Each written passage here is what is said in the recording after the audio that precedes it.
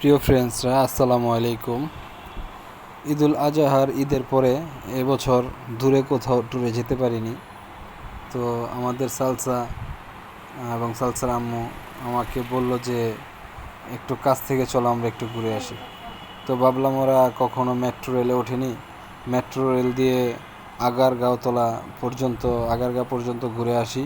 সেখানে বাংলাদেশ বিমান বাহিনী জাদুঘর আছে, সেখানে যাব, সেখানে গিয়ে সেখান থেকে ঘুরে আসব। তো ভাবলাম ঘুরতে যখন যাচ্ছি তাহলে একটু ভিডিওই বা কেন না করি। তো এই জন্য একটু ভিডিওটা করে নিলাম। আমরা মতিঝিল মেট্রো রেলের স্টেশন থেকে লিফটে এখন টিকিট কাটার জন্য আমরা কাউন্টারের দিকে এগিয়ে যাচ্ছি। আপনারা দেখতেই পারতেছেন অনেক মানুষ।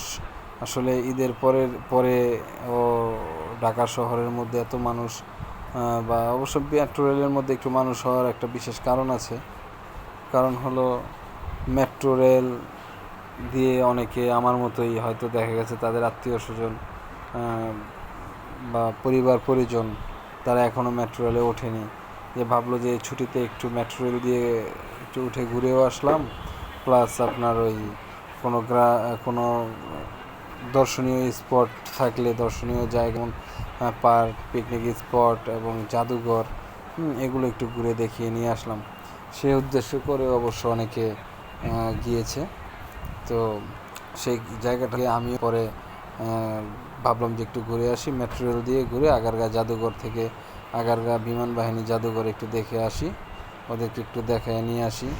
তো এই জন্য যাওয়া। তো এই যে আমরা টিকিট কেটে লাইন ধরে টিকিট নিয়ে এখন অলরেডি মেট্রো রেলের মধ্যে উঠে পড়েছি।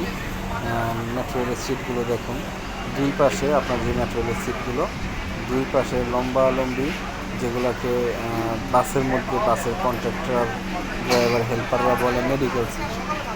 তো মেডিকেল সিট মতো এই পাশ থেকে ওই পাশ পর্যন্ত লম্বি সিট।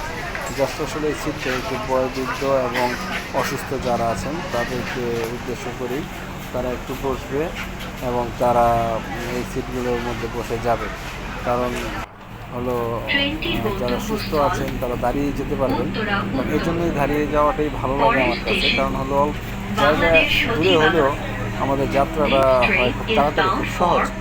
এক স্টপেজে মাত্র 30 সেকেন্ড করে সময় নেয় বা 40 সেকেন্ড করে সময় নেয়। এই সময়ের মধ্যে যাত্রীগুলো উঠে যায়, নেমে যায় এবং করে এক স্টপেজ থেকে আরেক স্টপেজে চলে যায়। তো এই জন্যই আসলে যাত্রাটা ভালো লাগছে। এখন দেখেন এক স্টপেজে যেতে না যেতেই একেবারে কিন্তু ট্রেনটি ভরে, সিট তো উপসংখ্যক সিট ভরেই যায় এবং দাঁড়িয়ে থাকে। তো ধন্যবাদ সবাইকে, আসসালামু আলাইকুম। সবাই ভালো থাকবেন, সুস্থ